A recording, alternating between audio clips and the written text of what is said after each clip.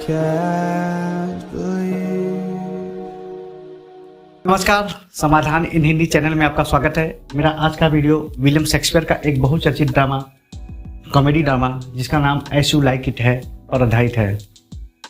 As You Like It William Shakespeare के great कॉमेडियों में से एक कॉमेडी है। आपको पता होगा विलियम शेक्सपियर जो एक ग्रेट ड्रामेटिस्ट है और इनको एक ड्रामेटिस्ट के रूप में ही जाना जाता है। तो विलियम शेक्सपियर ने कुल 37 ड्रामा उन्होंने लिखे हैं और उन्होंने उसमें सबसे ज़्यादा ड्रामा कॉमेडी लिखा है। तो विलियम शेक्सपियर की महान कॉमेडियों में से एज यू लाइक इट भी एक कॉमेडी आता है जो उसकी नायिका रोजलिन के लिए बहुत ही प्रसिद्ध है। तो कहा जाता है विलियम शेक्सपियर के कॉमेडी में हीरोइन प्रधानता होती है, यानी कि उसमें हीरोइन जो होती है वो मुख्य कड़ी होती है और हीरोइन को लेकर ही पूरे कहानी की रचना होती है और उसी पर उसका मतलब विलियम शेक्सपियर के नाटक का जो होता है प्लॉट होता है उसी पर आधारित होता है।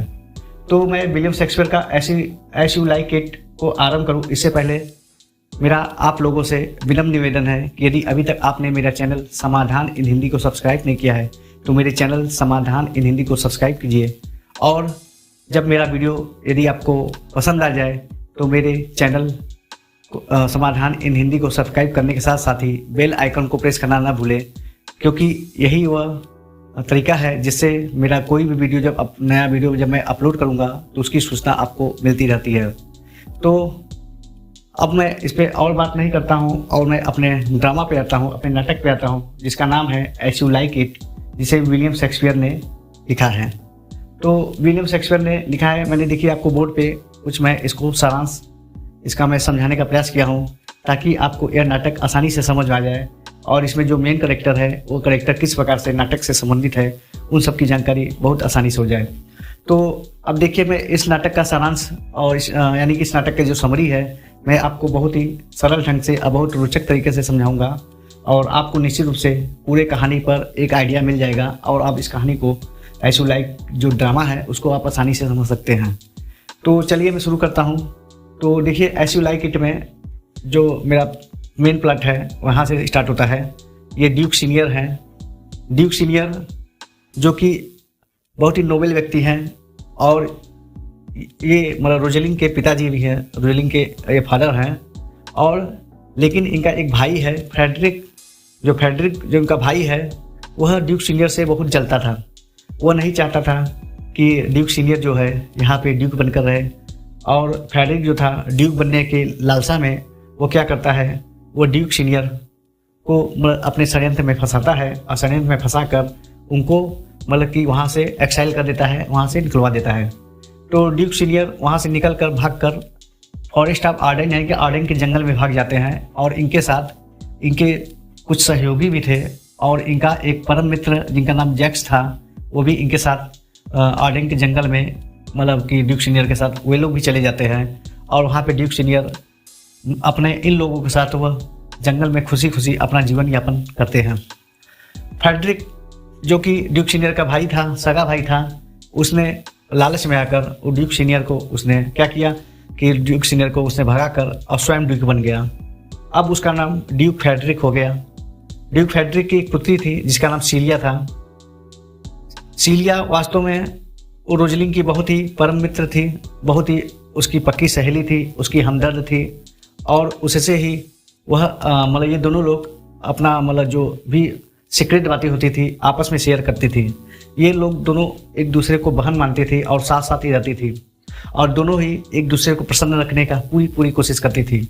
रोजलिन सीलिया के कारण वह अपने पिता यानी कि ड्यूक सीनियर के साथ आर्डेन के जंगल में नहीं जाती है बल्कि वह उसी जगह रह जाती है और फ्रेडरिक के महल में ही वह सीलिया के साथ रहने लगती है।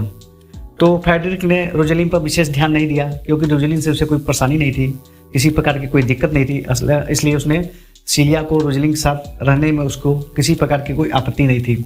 लेकिन रोजलिन जो थी वह मन ही मन बहुत ही उदास हो जाती थी। उसे अक्सर अपने पिता ड्यूक सीनियर की याद आती थी। वह चाहती थी कि वह अपने पिता के पास चली जाए और जब कभी वो परेशान होती थी तो सीलिया जो है रोजलिन को प्रसन्न करने का प्रयास करती थी और उसे मतलब अपने बातों से उसको खिलखिला कर हंसवा देती थी। मतलब इससे दोनों जो सहेलियां थी वह एक दूसरे को इस प्रकार उदास नहीं होने देती थी और एक दूसरे को प्रसन्न करने का पूरी कोशिश करती थी। और एक दिन क्या होता है, ड्यूक सीनियर ने एक कुश्ती का आयोजन कराया और कुश्ती में एक मतलब चार्ल्स नाम का एक चैंपियन था जिसने बहुत सारे कुश्तीबाजों को उसने पछाड़ दिया था। और चार्ल्स जब अनेक कुश्तीबाजों को उसने हरा दिया था तो वह चैंपियन बनने के कगार पे था। तो उसने लोगों को चैलेंज किया कि कोई भी कोर्ट में अगर कोई भी ऐसा व्यक्ति उपलब्ध है जो उसको हरा सकता है तो वह अपने चैंपियनशिप को वह रद्द कर देगा, नहीं तो उसको चैंपियन मान लिया जाए। तो उसने लोगों को खुला चैलेंज दे दिया कि कोई भी उससे कुश्ती लड़ सकता है। तो इन सबको देखने में सीलिया और रोजलिन भी विशेष आनंद कर ले रही थी और उनको लग रहा था कि यह जो कुश्ती का खेल है बहुत ही रोचक ढंग से खेला जा रहा है। लेकिन उनके बीच आश्चर्यजनक ढंग से एक नौजवान का प्रवेश होता है जिसका नाम ऑरलैंडो था। वह एक सुंदर और हैंडसम और क्या नोबल व्यक्ति था, लेकिन वह उम्र में छोटा भी था और चार्ल्स के मुकाबले उसका जो शरीर था वो हल्का था, यानी कि वह चार्ल्स के मुकाबले ताकतवर भी नहीं था। लेकिन उसने चार्ल्स के मतलब चैलेंज को एक्सेप्ट कर लिया और चैलेंज को एक्सेप्ट करके वह चार्ल्स से भिड़ने के लिए तैयार हो गया। तो जब रोजलिन और सीलिया को पता चला कि ऑरलैंडो नाम का एक व्यक्ति चार्ल्स के चैलेंज को एक्सेप्ट कर लिया है तो उन लोगों की बड़ी चिंता हुई। उन्होंने पर्सनली ऑरलैंडो से मिलती है और उसको मना करती है कि वह चार्ल्स से किसी भी हालत में युद्ध न करे, लड़ाई न करे, कुश्ती न करे, क्योंकि अगर वह ऐसा करता है तो चार्ल्स उसको मौत के घाट में उतार सकता है और जब उसको मार सकता है तो मतलब उन लोगों को बड़ी दुख होगी। तो ऑरलैंडो ने कहा कि उन लोगों को मतलब दुखी होने की आवश्यकता नहीं है, क्योंकि ऑरलैंडो जो है उसके परिवार में अब ऐसा कोई नहीं है जो उसके मौत पर आंसू बहाएगा। कुल मिलाकर उसका केवल एक भाई है ओलिवर, वो भी उससे नफरत ही करता है, इसलिए अब उसके जीवन के बारे में चिंता न करे और वह चार्ल्स से लड़ने के लिए तैयार हो गया। रोजलिन और सीलिया ने देखा कि ऑरलैंडो जो है मतलब वह अपने जिद पर अड़ा हुआ है और चार्ल्स से कुश्ती लड़ने के लिए तैयार है। तो रोजलिन ने कहा कि ठीक है, तुम चार्ल्स से लड़ सकते हो, इस लड़ाई में हम लोग तुम्हारे साथ हैं। यानी कि उन्होंने अपना पक्ष ऑरलैंडो को दिया और कहा कि अगर वो जीत जाता है तो उन सबसे ज़्यादा खुशी मतलब कि रोजलिन और सीलिया को होगी। तो ऑरलैंडो चार्ल्स से लड़ने के लिए तैयार हो जाता है। चार्ल्स एक वास्तव में एक धूर्त टाइप का व्यक्ति था और वह समझ लीजिए इस नाटक का विलेन भी था। मतलब वह पहले ही ओलिवर से मिल चुका था। ओलिवर जो कि ऑरलैंडो का भाई है, उसने चार्ल्स को कहा कि ऑरलैंडो मतलब कुश्ती में बचना नहीं चाहिए, वह किसी भी तरह ऑरलैंडो को मार दे, क्योंकि वह ऑरलैंडो को मार देगा तो सारी संपत्ति ओलिवर की हो जाएगी। चार्ल्स जो कि एक धूर्त और कपटी व्यक्ति था, वह वास्तव में ऑरलैंडो और ओलिवर दोनों से घृणा करता था। वह नहीं चाहता था कि इनमें से कोई भाई बचे। तो चार्ल्स ने कहा कि वह मतलब ओलिवर के प्रस्ताव को जरूर करेगा। वो उसको प्रस्ताव को स्वीकार भी किया और उसने कहा उसके कार्य को वो जरूर करेगा, लेकिन वह कार्य ओलिवर के लिए नहीं बल्कि स्वयं के लिए करेगा, यानी कि वह स्वयं ऑरलैंडो को मौत के घाट उतारना चाहता है। तो युद्ध का आरंभ होता है, दोनों के बीच कुश्तियाँ होती हैं और बहुत ही आश्चर्यजनक ढंग से ऑरलैंडो ने चार्ल्स को पछाड़ दिया। चार्ल्स धूल चाट जाता है तो लोगों की जय जयकार होने लगती है, लोग जय जयकार करने लगते हैं और ऑरलैंडो की लोग जय जयकार करते हैं। तो रोजलिन और सीलिया जो है बहुत ज़्यादा खुद प्रसन्न होती हैं ऑरलैंडो की विजय पे, क्योंकि यह एक अप्रत्याशित जीत था कि ऐसा संभव ही नहीं था कि कैसे किस प्रकार ऑरलैंडो ने चार्ल्स को पछाड़ दिया। तो ऑरलैंडो तो विजयी हो चुका था, तो ड्यूक फ्रेडरिक ने भी ऑरलैंडो को भी बधाई दिया, उसको कांग्रेचुलेसन दिया। लेकिन जब उसको यह पता चला कि ऑरलैंडो कौन है तो ऑरलैंडो ने अपना परिचय बताया कि वह सर रोलैंड डी बॉयस का पुत्र है। तो सर रोलैंड डी बॉयस को फ्रेडरिक अच्छी तरह जानता था, क्योंकि सर रोलैंड डी बॉयस वही व्यक्ति थे जो कि ड्यूक सीनियर के परम मित्र थे। तो चूंकि वो ड्यूक सीनियर से स्वयं घृणा करता था तो सर रोलैंड डी बॉयस से भी वह घृणा करता था, इसलिए उसको अच्छा नहीं लगा कि ऑरलैंडो उसका पुत्र है और वह ऑरलैंडो को भी मारने की योजना बनाने लगा। ऑरलैंडो को इस रहस्य का पता चलता है कि वह मतलब फ्रेडरिक का उसके प्रति नज़रिया अच्छा नहीं है, तो ऑरलैंडो गुपचुप तरीके से वो वहाँ से भाग जाता है, अपने घर की ओर चला जाता है। तो और इधर रोजेलिन और सीलिया जो थी वो बड़ी व्याकुल थी, क्योंकि आर्लेंडो कहीं दिख नहीं रहा था, क्योंकि आर्लेंडो वहाँ से प्रस्थान कर चुका था। तो रोजेलिन ने सीलिया को बताया कि वास्तव में रोजेलिन आर्लेंडो को अपना दिल दे चुकी है और वह उससे प्यार करती है और उसी से शादी करना चाहती है। सीलिया ने देखा कि यह जो रोजेलिन का आर्लेंडो के प्रति प्यार है बहुत गहरा प्यार है और बहुत सच्चा प्यार है। तो सीलिया ने भी कहा कि ठीक है, वह रोजेलिन की हर संभव मदद करेगी। लेकिन जब रोजेलिन के मतलब अंकल फ्रेडरिक को पता चलता है कि रोजेलिन जो है आर्लेंडो नामक उस विद्रोही से विवाह करना चाहती है और उससे प्यार करती है, तो फ्रेडरिक को यह बातें अच्छी नहीं लगी।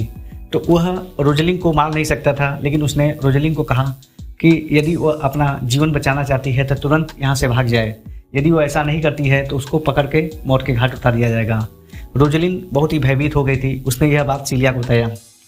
सीलिया ने कहा कि उसको इस तरह से जाने की आवश्यकता नहीं है, वह अपने पिताजी से बात करेगी कि वह रोजेलिन को इस प्रकार अब घर से नहीं निकाल सकते। तो सीलिया फ्रेडरिक के पास जाती है और कहती है, अपने पिताजी से कहती है कि वह रोजेलिन को ना निकाले, क्योंकि रोजेलिन उसकी केवल सहेली ही नहीं बल्कि फ्रेंड ही नहीं बल्कि क्या है, वो उसकी बहन भी है, इसलिए उसको ना निकाले। फ्रेडरिक ने कहा कि वह ऐसा नहीं करेगा, वह हर हाल में रोजेलिन को यहाँ नहीं रखना चाहता है। जब सीलिया को लगा कि उसके पिता फ्रेडरिक उस बात को नहीं स्वीकारेंगे, तो सीलिया भी रोजेलिन के साथ वहाँ से जाने का निर्णय करती है। तो वो सीलिया रोजेलिन से पूछती है कि वह कहाँ जाए। तो रोजेलिन ने कहा कि वह मतलब उसको किसी तरह से पता चला है कि उसके पिता आर्डेन के जंगल में रहते हैं, वह वहीं जाना चाहती है। लेकिन रोजेलिन और सीलिया को उस मतलब फ्रेडरिक के महल से निकलना बहुत मुश्किल था। तो उन्होंने एक मूर्ख को अपने साथ ले लिया जिसका नाम टच स्टोन था। टच स्टोन इस नाटक का क्लाउन भी है, जो अपने मूर्खतापूर्ण बातों से लोगों को हंसाता रहता था। तो टच स्टोन एक मूर्ख व्यक्ति था जिसके मूर्खता का पूरा इन्होंने सहायता लिया, और इन्होंने टच स्टोन की सहायता से ये दोनों रोजेलिन और सीलिया मतलब कि महल से निकलकर वे आर्डेन के जंगल में भागने में सफल हो गई। और ये लोग भी आर्डेन के जंगल में पहुंच जाते हैं। उधर दूसरी तरफ आर्लेंडो जो है वह अपने घर जा रहा था, तो उसकी मुलाकात अपने एक पुराने नौकर एडम के साथ होती है, जो उसके घर का नौकर भी था और उसका गार्जियन भी था। तो एडम जो था उसके पिता के समय से मतलब उनके घर में नौकरी करता था। तो एडम बहुत स्वामी भक्त था, वो आर्लेंडो को बहुत प्यार करता था। तो उसने कहा कि आर्लेंडो को घर नहीं जाना चाहिए, क्योंकि ओलिवर जो है वह आर्लेंडो के प्रति उसका विचार अच्छा नहीं है और वह उसको मारने का षड्यंत्र रच रहा है। हो सकता है आर्लेंडो जब अपने निद्रा में हो तो ओलिवर उसे मौत के घाट उतार दे। तो एडम ने आर्लेंडो को यह भी सलाह दिया कि वह उसके साथ जाने के लिए भी तैयार है। अगर वह कहीं जाना चाहता है तो पूरे यात्रा में वह उसकी सेवा करने के लिए तैयार है। तो आर्लेंडो और एडम भी फिर वहाँ से निकल के और वह भी आर्डेन के जंगल में पहुँच जाते हैं और वो लोग भी निकल जाते हैं। तो आर्डेन के जंगल में अब मुलाकात होती है। मतलब यहाँ पे ड्यूक सुनिया तो पहले ही पहुँच चुका था। तो जो रोजेलिन और सीलिया जो थी वो आर्डेन के जंगल में पहुँचे, तो उनको यह डर महसूस हुआ कि वे महिलाएं हैं, उनको सुरक्षा, ये जंगल है और इसमें सुरक्षा नहीं मिलेगी। तो उन्होंने अपना रूप बदलने का निर्णय लिया। तो रोजेलिन ने एक पुरुष का भेष बनाया और अपना नाम गनीमीड रखा। इसी प्रकार सीलिया ने उसकी बहन का रोल निभाया और वह गनीमीड की बहन बन गई और अपना नाम एलाइना रखा। तो ये दोनों ने अपना रूप इस तरह से परिवर्तित कर लिया कि कोई भी नहीं पहचान सकता था कि ये वास्तव में कौन है। तो ये लोग जंगल में गनीमीड और एलाइना के रूप में वहाँ पे अपने आप को प्रस्तुत किया। और जब वे लोग वहाँ पहुँचे तो उनका भोजन समाप्त हो चुका था और वे लोग काफ़ी थक भी चुके थे। तो उन्होंने कुछ चरवाहों की मदद से यह पता लगाया कि उनको भोजन कहाँ मिल सकता है। तो चरवाहा ने कहा कि पास ही जंगल में पास ही में एक घर है, उस घर में वहाँ का मालिक से अगर वो मिले तो उनको रहने का जगह भी मिल सकता है और खाने के लिए भोजन भी मिल सकता है। तो गनीमीड और एलाइना जो होते हैं वह उस व्यक्ति के पास जाते हैं जो व्यक्ति उनकी सहायता कर सकता था। वो वास्तव में एक शेफर्ड था, एक गड़ेड़िया था। वह एक बहुत ही निर्धन गड़ेड़िया था। तो वह इतना निर्धन था कि उसने कहा कि उन्हें भोजन के साथ साथ वो अपना घर भी इन लोगों को बेच देना चाहता है। यदि उनको कुछ पैसा मिल जाए तो वे मतलब अपना घर इन लोगों को दे देगा। तो गनीमीड और एलाइना के पास तो पैसा तो था ही, क्योंकि ये जब अपने घर से भागी थी तो इन्होंने अपने साथ कुछ धन दौलत और जेवरात भी लेकर चला था। तो इन्होंने उस मतलब घर को खरीद लिया और जो चरावा है जिन्होंने उनकी मदद किया था उसको अपने यहाँ नौकर रख लिया। तो ये इस प्रकार से गनीमीड और एलाइना आर्डेन के जंगल में वे लोग सेट हो जाते हैं और वे लोग वहाँ रहने लगते हैं। इधर ऑरलैंडो जो था वह मतलब एडम के साथ जब वहाँ पहुँचता है तो चलते चलते दोनों बहुत थक जाते हैं और एडम जो था वो बूढ़ा होने के कारण वो ज़मीन पे गिरकर अचेत हो जाता है। उसको बेहोशी की हालत में देखकर ऑरलैंडो चिंतित हो जाता है और सोचता है कि किसी भी तरह मतलब एडम के जीवन की रक्षा करनी चाहिए। तो वह भोजन की तलाश करता वह ड्यूक सीनियर के सामने कोर्ट में पहुंचता है। तो ड्यूक सीनियर में देखता है कि ड्यूक सीनियर जो है मतलब अपने सहयोगियों के साथ वह डिनर कर रहे थे। तो ऑरलैंडो ने सोचा कि ये लोग ऐसे भोजन नहीं देंगे, तो उसने अपना तलवार निकाल लिया। चूँकि वो साहसी तो था ही, तो इसलिए उसने अपना तलवार निकाल लिया और ड्यूक सीनियर को ललकारने लगा कि यदि वो उसको भोजन नहीं देगा तो वह मतलब यहाँ पे कत्लेआम मचा देगा और लोगों को अपने तलवार से काट डालेगा। ड्यूक सीनियर ने सोचा कि बेचारा भूखा है और इसको मतलब अपने भूख के कारण ही इतना यह क्रुद्ध और आक्रामक हो गया है। तो उसने पूछा कि आखिर क्या कारण है, उसको समझाए तब वह उसकी सहायता कर सकता है। तो ऑरलैंडो ने बताया कि वास्तव में उसका नौकर जिसका नाम एडम है वह बेहोश हो गया है, उसको भोजन की बहुत आवश्यकता है। तो ड्यूक सीनियर ने कहा ठीक है, वह अपने साथी को लेकर यहाँ पे आ सकता है और यहाँ पे वो खाना हम लोग के साथ खा भी सकता है। तो ऑरलैंडो फिर वापस जाकर वह एडम को लेकर आता है ड्यूक सीनियर के कोर्ट में और फिर वहाँ पे उन लोगों ने भोजन किया। तो ड्यूक सीनियर ने कहा कि उनको अब कहीं जाने की आवश्यकता नहीं है, वो चाहे तो मतलब जैसे अन्य लोग रह रहे हैं वो भी लोग उनके साथ उसके गैंग में शामिल हो सकते हैं। तो इस प्रकार ऑरलैंडो और एडम ड्यूक सीनियर के साथ रहने लगते हैं। तो इधर ये सब चलता रहता है। तो इधर फिर क्या होता है कि यहाँ पे देखिए सिल्वियस और फीबी का एक कहानी आता है। सिल्वियस वास्तव में एक गडेरिया है और जो मतलब कि और फीबी वो भी एक गांव की गडेरिया ही है, लेकिन सिल्वियस जो होता है फीबी से बहुत ही प्यार करता था, लेकिन फीबी सिल्वियस से प्यार नहीं करती थी क्योंकि फीबी को वास्तव में उसको गनीमीड से प्यार था, क्योंकि वह गनीमीड से बहुत प्रभावित हुई थी। गनीमीड वास्तव में रोजलिन थी जो कि पुरुष के भेष में थी। तो फीबी मतलब कि उसने सीधे सीधे सिल्वियस को इनकार कर दिया कि वो उससे प्यार नहीं करती है बल्कि वह गनीमीड से प्यार करती है, और इसलिए मतलब लेकिन सिल्वियस उसके पीछे पड़ा रहता था। बाद में इनका विवाह होता है, उसके बाद में बताएंगे। फिर यहाँ पे ये देखिए, तो यहाँ पे क्या होता है कि अब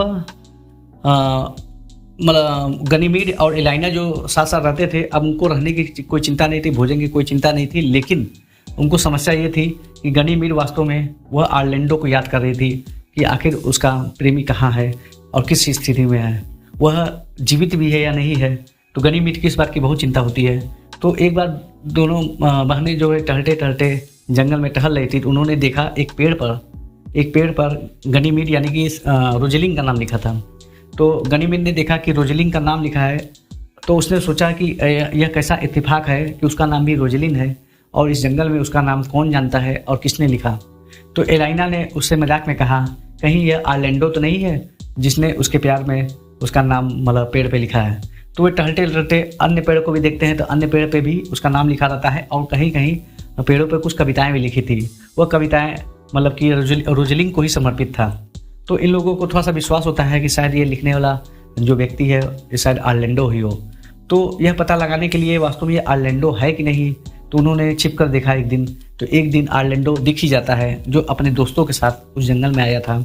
तो वह मतलब रोजलिन का नाम भी लिखता है और उसके लिए कविताएं भी लिखता है, लेकिन उसके जो फ्रेंड थे उसके फ्रेंड ने उसका मतलब हंसी लिया और कहा कि वो आखिर किस लड़की से प्यार करता है, वो कहाँ है, और उन्होंने उसको कविता लिखने के लिए उस पर हास्य भी करते हैं।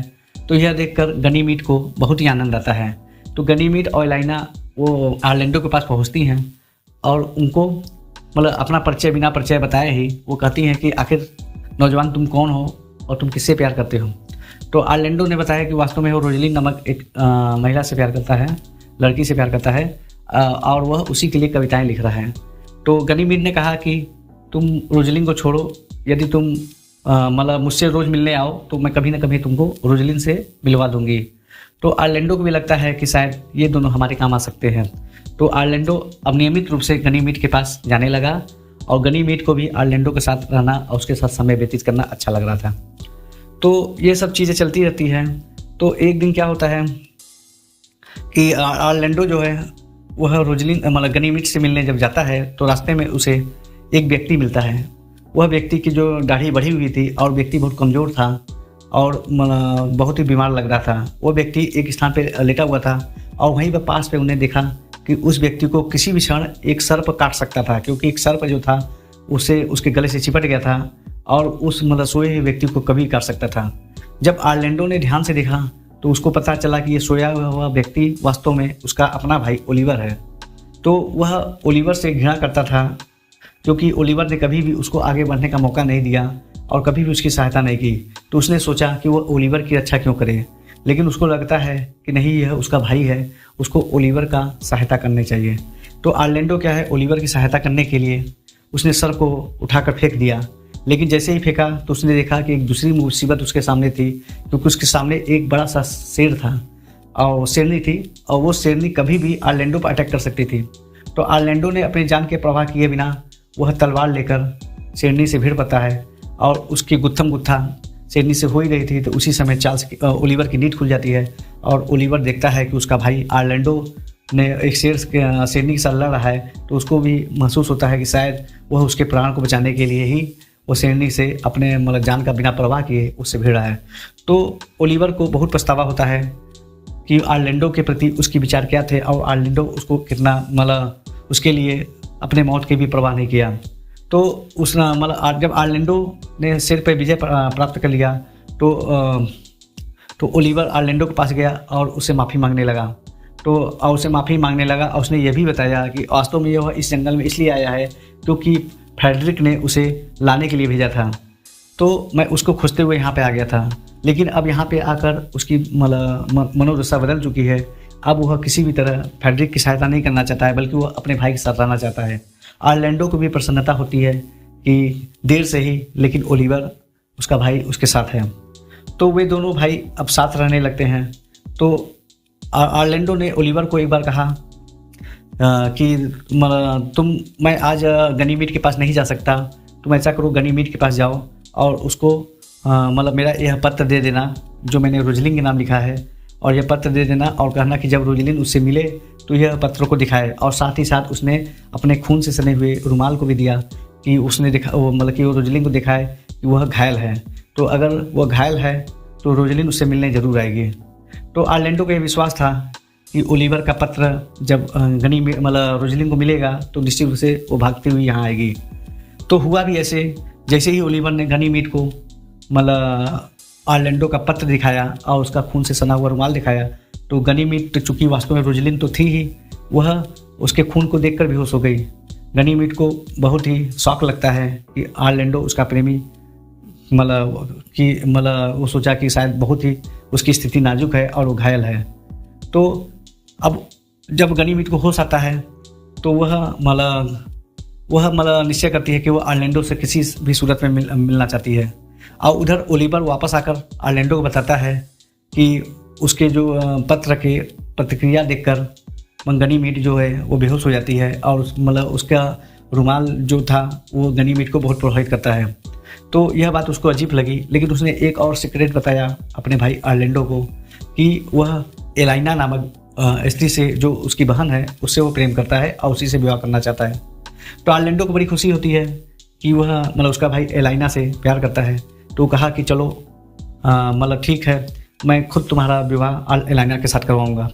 तो गनीमीट और एलाइना जो कि बहुत बेचैन थे, वो आखिर मिलने के लिए आर्लेंडो के घर चले ही आते हैं।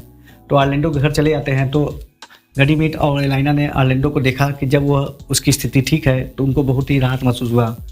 तो लेकिन गनीमीट वास्तव में बहुत पछता रही थी। वो सोच रही थी कि अब आर्लेंडो के प्यार की प्रतीक्षा और नहीं लिया जा रहा है। तो उसने गनीमीट ने आर्लेंडो से कहा कि एक दिन ऐसा अवश्य आएगा कि वह रोजलिन को उसके सामने प्रस्तुत कर देगा, और रोजलिन को उसके सामने प्रस्तुत कर देगा तो वह उससे विवाह कर सकता है और उससे शादी कर सकता है। तो आर्लेंडो ने अब इसकी सूचना ड्यूक सीनियर को दिया और ड्यूक सीनियर को बताया कि उसका भाई जो ओलिवर है वो एलाइना से प्रेम करता है और उससे विवाह करना चाहता है।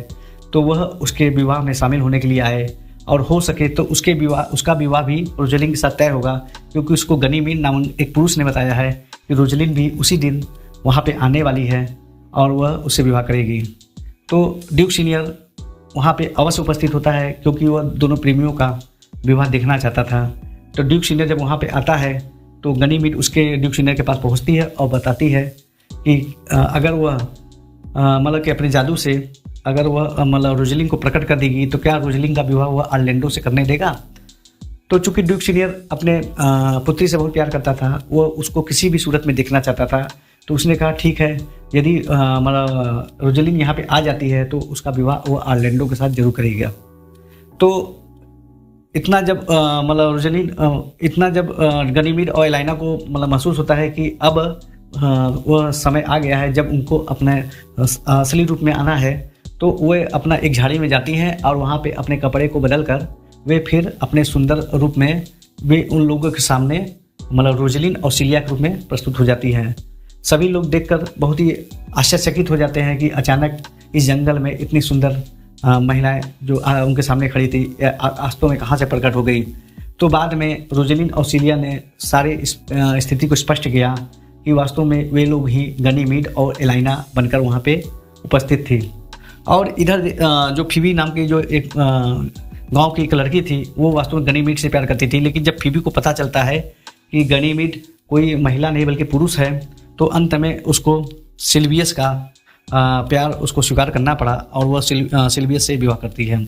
तो इस प्रकार आर्डेन के जंगल में 3 विवाह संपन्न होते हैं, जहाँ पे मतलब कि रोजलिन का विवाह ऑरलैंडो से होता है, सिलिया का विवाह ओलिवर से होता है, वही सिल्वियस का विवाह फीबी के साथ भी होता है। और इधर टच स्टोन भी अपना विवाह एक गांव की लड़की जिसका नाम आड्रे था उसका विवाह होता है। तो इस प्रकार देखते हैं कि यहाँ ये सब विवाह संपन्न होता है, सब कुछ बहुत अच्छे से बीतता है और जंगल में खुशियों का माहौल था। तो उसी बीच फ्रेडरिक वहाँ पहुँचता है जंगल में। फ्रेडरिक वहाँ पहुँचता है तो उससे ड्यूक सीनियर मतलब नाराज़ होता है, लेकिन फ्रेडरिक ने कहा कि उसको भाई को उससे नाराज़ होने की आवश्यकता नहीं है, क्योंकि अब वो यहाँ से जाना चाहता है और अपने ड्यूक की पदवी जो है वो वापस ड्यूक सीनियर को वापस देना चाहता है। तो लोगों ने पूछा कि आखिर उसके हृदय में ऐसा परिवर्तन कैसे आ गया। तो फ्रेडरिक ने बताया कि वास्तव में जब वह ड्यूक सीनियर को यहाँ मारने के लिए आ रहा था, तो उस रास्ते में उसको एक बहुत ही पहुँचे हुए साधु से उसकी मुलाकात होती है, और साधु ने उससे कहा कि मतलब उसे मतलब उसकी बातों से उसके उपदेशों से उसको ऐसा महसूस होता है कि यह सब कुछ ही मतलब से कोई फायदा नहीं है, बल्कि वह अपने इस पाप को ख़त्म कर सकता है यदि वह प्रायश्चित करे।